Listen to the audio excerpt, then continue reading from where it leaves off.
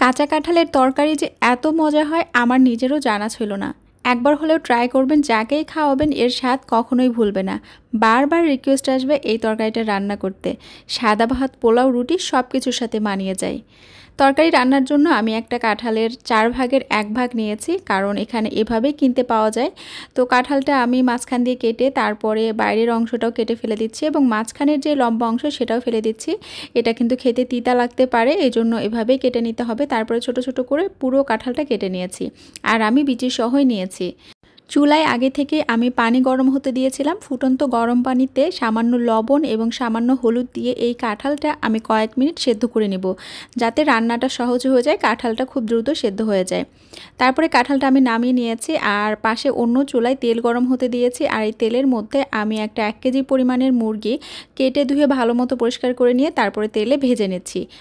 এক পাশে 4 মিনিটের মতো করে ভেজে নিয়েছি। তারপরে মুরগির মাংসটা আমি উঠিয়ে নিচ্ছি।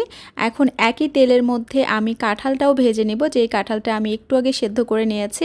তো কাঁঠালটাও 4-5 মিনিটের মতো উল্টিয়ে এইভাবে ভেজে নিতে হবে। হালকা একটু লালচে রং আসলেই আমি উঠিয়ে নিচ্ছি। তারপরে যে বাকি তেলটা থাকবে সেই তেলেই আমি বাকি রান্নাটা শেষ করব। আর এখানে একটু তেলের পরিমাণ বেশি লাগবে, কারণ মুরগি কাঁঠাল একসাথে রান্না হবে। এখন পরিমাণ মতো পেঁয়াজ দিয়ে হালকা বাদামি করে ভেজে নিচ্ছি। তারপরে দিয়ে দিচ্ছি আস্ত গরম মশলা, 4-5টা লং, 4-5টা এলাচ, দারুচিনির একটা বড় টুকরা, 2টা তেজপাতা। কয়েক মিনিট নেড়েচেড়ে নিব মিডিয়াম আছে। তারপরে দিয়ে দিচ্ছি 1.5 টেবিল চামচ পরিমাণ আদা বাটা এবং 1.5 টেবিল চামচ পরিমাণ রসুন বাটা। হলুদ গুঁড়া দিয়ে দিচ্ছি প্রায় 1.5 চা চামচ পরিমাণ এবং লাল মরিচের গুঁড়া দিয়েছি 2 চা চামচ পরিমাণ।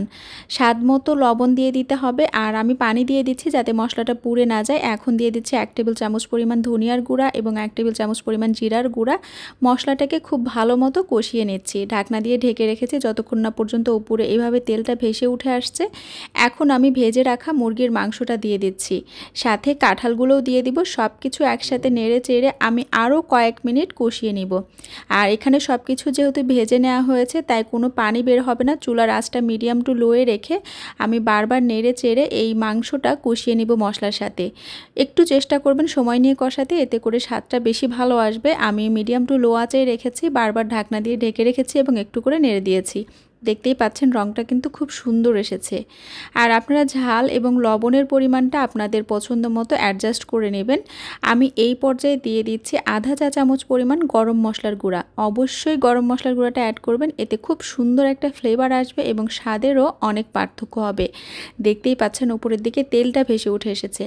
এখন আমি দিয়ে দিচ্ছি পরিমাণ মতো পানি। আপনি যতটুকু ঝোল খেতে চান সেই অনুযায়ী পানিটা অ্যাড করবেন। আমি এখানে প্রায় 2 কাপ পরিমাণ পানি দিয়েছি, কারণ আমি খুব বেশি পাতলা ঝোল করব না, একেবারে গায়ে মাখা ঝোল রাখবো, আর এতে করে খেতে ভালো লাগবে। এখন আমি ঢাকনা দিয়ে ঢেকে রেখে আরও কয়েক মিনিট রান্না করে নিচ্ছি। এই পর্যায়ে দিয়ে দিচ্ছি 4-5টা ফালা করে রাখা কাঁচামরিচ। ঝালটা আপনারা পছন্দ মতো অ্যাড করে নেবেন। রান্না কিন্তু একেবারেই শেষের দিকে, দেখতে পাচ্ছেন খুব সুন্দর একটা কালার এসেছে। আর কাঁঠালের এই তরকারিটা আপনি সাদা ভাত, রুটি, পরোটা যে কোনো কিছুর সাথেই সার্ভ করতে পারেন। আশা করছি রেসিপি ভালো লেগেছে। দেখা হচ্ছে পরবর্তী ভিডিওতে। সেই পর্যন্ত বিদায় নিচ্ছি। আল্লাহ হাফেজ।